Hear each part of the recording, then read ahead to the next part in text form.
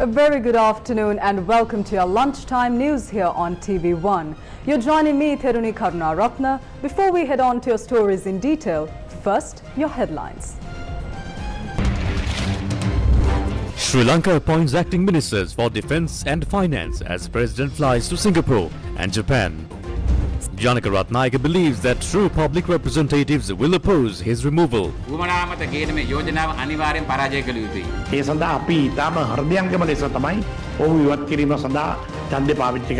Sri Lanka to build monument to commemorate lives lost in the armed conflict, civil and political unrest. Is Prasanna Ranathunga the next Prime Minister? Sri Lanka to terminate SemiLuxury Bus Service from 30th of June. Now in your lead story this afternoon, Sri Lankan President Ranil Wickremesinghe left the island on Tuesday morning to undertake an official visit to Singapore and Japan. The President's media division said that while in Singapore, President Wickremesinghe will meet with K. Shanmugam, the Law and Home Affairs Minister of Singapore, along with high-ranking diplomats. The President's visit to Japan, scheduled from the 24th to 27th of May, will include discussions with Prime Minister Fumio Kishida on strengthening bilateral relations and addressing regional and international matters. Additionally, meetings are planned with Japanese Foreign Minister Yoshimasa Hayashi, Finance Minister Shunichi Suzuki and Digital Transformation Minister Taro Kono. President Ranil Wickremesinghe will also address the Nikkei Forum's 28th Future of Asia Conference in Tokyo on the 25th and 26th of May. The President will engage with the Japan-Sri Lanka Business Cooperation Council, the Japan-Sri Lanka Parliamentary Friendship Association and the Sri Lanka Chamber of Commerce in Japan. It is worth noting that this is President Wickremesinghe's second visit to Japan during his current tenure, following his attendance at the funeral of former Prime Minister Shinzo Abe in September 2022. The visit aims to strengthen cooperation and foster friendly relations between the two countries. Sri Lanka appointed two acting ministers in the absence of President Ranil Wickremesinghe. State Minister Dr. Ranjit Siamalapitia was appointed as the acting Minister of Finance. State Minister Premita Bandarathinakun was appointed as the acting Minister of Defence. A resolution against Janaka Ratnayaka, the chairman of the Public Utility Commission of Sri Lanka, will be taken up in Parliament on Wednesday. Opposition political parties have made it clear that they would oppose the move. However, the SLPP General Secretary said that the SLPP supports it. Cabinet spokesperson and Minister Bandula Gunawardena said he would support the resolution against the PUCSL chief. උපයෝගිතා කොමිසමේ සභාපතිවරයා ඉවත් කරන්න මේ පොදු ජන පෙරමුණ මූලික වෙන්නේ සහ දැන් 69 ලක්ෂකින් සහ 3.2 බහුතරයකින් පත් වුණ ඔබතුමාලම තමයි මේ දුරේට ජන කරන්නක මහත්තයා පත් කරන්නේ. අජයෙන් පත් කරපු තැනැත්තේ පුද්ගලික න්‍යාය පත්‍රයක් ක්‍රියාත්මක කරන්න. If a person appointed by the government is trying to go ahead with a personal agenda in the implementation of the government policies, that cannot be allowed. We follow the process to provide benefits to the people. We cannot decide on the tariff policy alone. Furthermore, we have signed on an agreement with the International Monetary Fund to overcome this debt crisis, and we are bound to introduce a cost recovery-based energy pricing policy. That is not something that can be done by one single person. We will vote according to our conscience to remove him. We cannot allow him to use his authority to slander the political authority that appointed him. තමන් සතු නිලය පාවිච්චි කරලා එළවෙලව පහර දෙන්න ඉඩ දෙන්න පුළුවන් කමක් නැහැ. The chairman of the Public Utilities Commission of Sri Lanka commented on the matter. I think it's a very decisive day tomorrow. There will be a parliament vote where they have to, proposer has to secure 113 votes to terminate the membership of me. Why they should defeat this motion? If you are voting for this motion, meaning of that is that you are challenging independency of a commission, and it is not merely putting me out from the job. Kanchana Vijayasekara, he wanted me to go out from this position maybe for last couple of months, and he tried many things, first closing my office, a court order, then getting certain members to act against me, and all the members, irrespective of their belief or the parties, the political agenda, they should unite tomorrow to defeat this illegal, unethical motion in the parliament for the benefit of the common people. Meanwhile, the cabinet has approved to establish a monument at a suitable location in Colombo to commemorate all those who died due to armed conflict, political unrest or civil unrest. ලංකාවේ සන්නද්ධ ගැටුම් දේශපාලන නොසන්සුන්තාවයන් හෝ civil කැළඹීම් We have a history which includes various situations of political unrest and racial conflicts.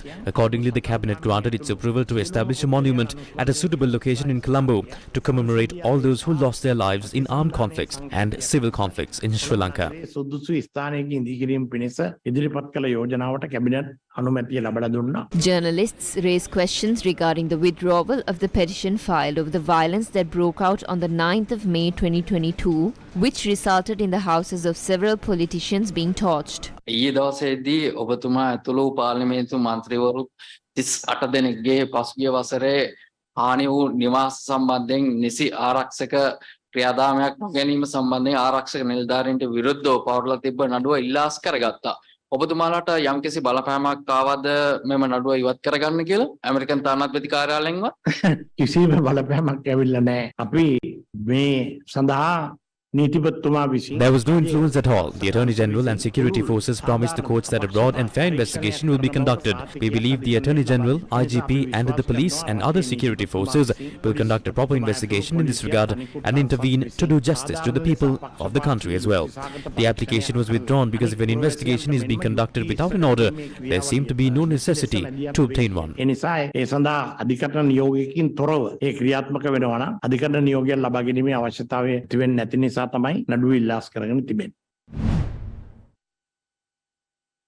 SLPP MP Sahan Pradeep said that he would extend his support if the name of Prasanna Ranathunga is proposed for the post of Prime Minister. President Mahinda Rajapaksa is a person who carried out a great deal of work for the country and protected the country. He has never hinted that he wants to become the Prime Minister and hopes to spend his time leisurely. A majority of the SLPP MPs and MPs do not consider the party and take the appropriate decisions for the country. Prasanna Ranathunga මාත්ම අගමැති කළොත් හොඳයි කියන තැනට දැන් කතාවක් යනවා කියලා අපිට පේනවා. ඇත්තට ප්‍රසන්න රණතුංග මහත්මයා අගමැතිකමට යෝජනාවක් එම ඇවිල්ලා තියෙනවා ඒ බලාපොරොත්තුව තියෙනවා. දැන් ආණ්ඩුව සමගියෙන් යන නිසා අරබුද ඇති කරන්න As the government is united, various topics are created in order to create a crisis. Prasanna Ranathunga is one who served as Provincial Council Minister, twice as Chief Minister and then as a Cabinet Minister. He is well experienced and matured in politics. He is suitable to become the Prime Minister. However, if one is trying to bring about such a proposal to create a crisis and sabotage the government, that is wrong. However, he is suitable for that post. අග්‍රාමාත්‍ය ධූරයට ඕනෑම අවස්ථාවක සුදුසුයි. ඒක අපි පැහැදිලිව කියනවා. ඒ කියන්නේ එතුමාට දෙන්න සූදානම් දාව. If our district leader is becoming the Prime Minister, we will always support him. අත උස්සන්න. Why is the IMF important? It's important for the country to be able to borrow again, and to do that it needs to restore sustainability. It's going to take quite a bit of effort on all to bring Sri Lanka back to its growth potential. IMF is not the party of loan agreement between Sri Lankan government and its creditors. Crisis is bad for everyone, but especially for the poor and the vulnerable who do not have enough buffers to get through the crisis. Tax reforms should be getting more contributions from high income earners. Talking about the ADB and the World Bank here, will those loans that they've made, will they also be subject to a potential haircut or readjustment? Are not subjected to a debt restructuring. A News First Newsline exclusive with the IMF. Tonight at 8 p.m. on TV1. Now on to more local news. The Cabinet spokesperson said that the 2023 National Poson Festival will be sponsored by the state. ජාතික පොසොන් උත්සවය පැවැත්වෙනවද නැද්ද? මේ රටේ මහින්දාගමනය හා එයා බැඳුන සංස්කෘතික හා ආගමික The government will provide its sponsorship for the events that celebrate religion and culture during Posod. The President and the government had provided complete state sponsorship for the events that will take place in Mihintale and Anuradhapura. This happens every year. The Ministry of Buddha Sasana has allocated 3.1 million rupees alone for Mihintale. බුද්ධ ශාසන අමාත්‍යාංශයෙන් ලක්ෂ 31ක මුදලක් දිසාපතිතුමාට යවලා තිබෙනවා කියලා. The matter drew attention in Parliament as well. Please take steps to provide the necessary funds, at least from the Buddha Sasana Fund. The Presidential Fund has plenty of money. Do this at least to preserve the respect of the Buddhist community of the country.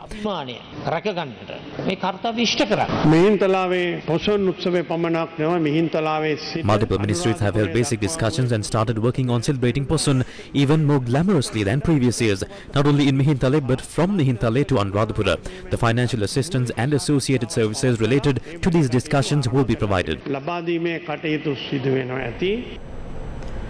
Aswasuma welfare benefit payments are scheduled to commence from the 1st of July 2023. However, Samurdhi trade unions allege that Samurdhi payments have not been made for several months. The Samurdhi beneficiaries have not received their allowances since April. It is unlikely that they will receive the Aswasuma payments in June. The allowances for 3 months have not been made. While they are trying to show an increase via Aswasuma, the Treasury has not released the Samurdhi benefits.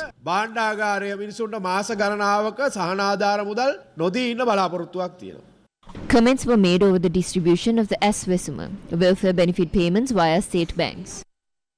We requested the President to provide it via the Samurdhi banks because its membership is over 4 million. 2/3 of the low-income earners in the country depend on the Samurdhi. The Samurdhi banks have around 218 billion and we are concerned that the move to direct it to the central bank is an attempt to loot the funds.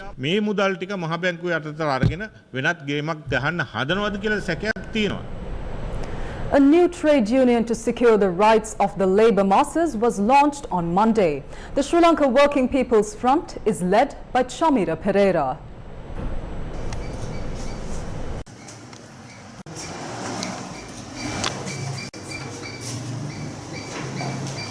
වැඩ කරන ජනතාව තමයි රටේ ආර්ථිකයේ කොඳුනාර. එයාගේ දහඩියෙන් එයාගේ ශ්‍රමයෙන් තමයි. The working people are the backbone of the country's economy. We have achieved a good well-being and a good life thanks to their sweat and toil. The main task of the Sri Lanka Working People's Front is to ensure that those exploiting the people, letting the global capital and their representatives who are politicians exploit the people, and those who do not stand for the people are defeated, and to create a collective identity. සංවිධානය සාමූහික අනන්‍යතාවයක් ගොඩනගන එක තමයි ශ්‍රී ලංකා කම්කරු ජනතා පෙරමුණේ ප්‍රධාන කාර්යභාරය බවට පත් වෙලා තියෙනවා.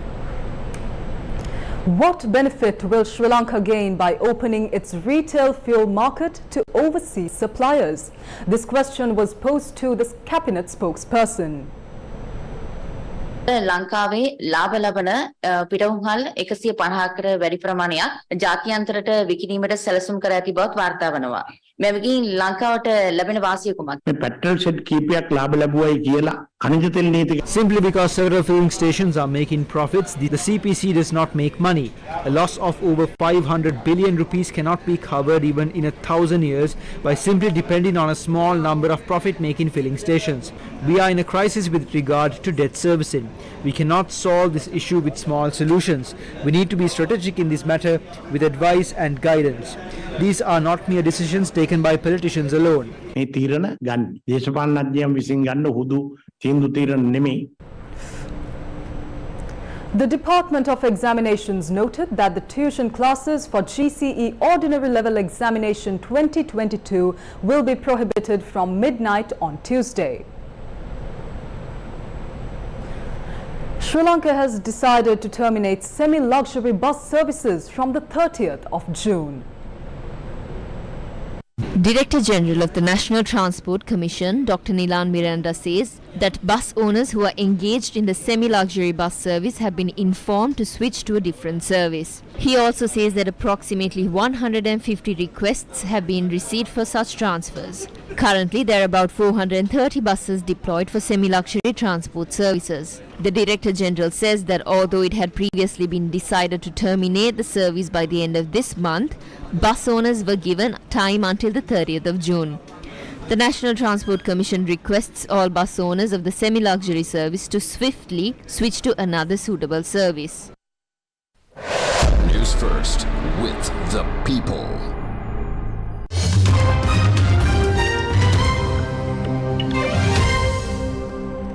Russian authorities say that an armed group has crossed from Ukraine into Russia's Belgorod region, and clashes there have injured a number of people. Vladimir Putin's spokesman says that the Russian president has been informed. Ukraine denies responsibility and said Russian citizens from two paramilitary groups were behind the incursion. Local governor Vyacheslav Gladkov says that 8 people have been hurt, including 2 people admitted to hospital after a village was shelled and 3 people who were hit by shrapnel in the town of Greveron. He adds that fighting has also damaged 3 houses and a local administrative building, and the situation remains extremely tense. The governor says that a counter-terrorist operation has been launched in the region, giving special powers to authorities, including on identity checks and communication surveillance. U.S. President Joe Biden and top Republican Kevin McCarthy have called their latest talks on debt ceiling productive, but no deal has yet been reached. While acknowledging areas of disagreement, Biden says that default is off the table. Treasury Secretary Janet Yellen has reiterated that the U.S. will likely default on its debt as early as the 1st of June. The debt ceiling is a spending limit set by the Congress which determines how much money the government can borrow. Failure to raise it beyond the current cap of roughly $31.4 trillion by June could result in the U.S. defaulting on its debt. That would mean the government could not borrow any more money or pay all of its bills. It would also threaten to wreak havoc on the global economy, affecting prices and mortgage rates in other countries. And with that, we conclude your lunchtime news here on TV1. Thank you for watching. Take care. Why is the IMF important? It's important for the country to be able to borrow again, and to do that it needs to restore sustainability. It's going to take quite a bit of effort on all to bring Sri Lanka back to its growth potential. IMF is not the party of loan agreement between Sri Lankan government and its creditors. Crisis is bad for everyone, but especially for the poor and the vulnerable who do not have enough buffers to get through the crisis. Tax reforms should be getting more contributions from high-income earners. Talking about the ADB and the World Bank here, will those loans that they've made, will they also be subject to a potential haircut or readjustment? Are not subjected to a debt restructuring. A News First Newsline exclusive with the IMF. Tonight at 8 p.m. on TV1.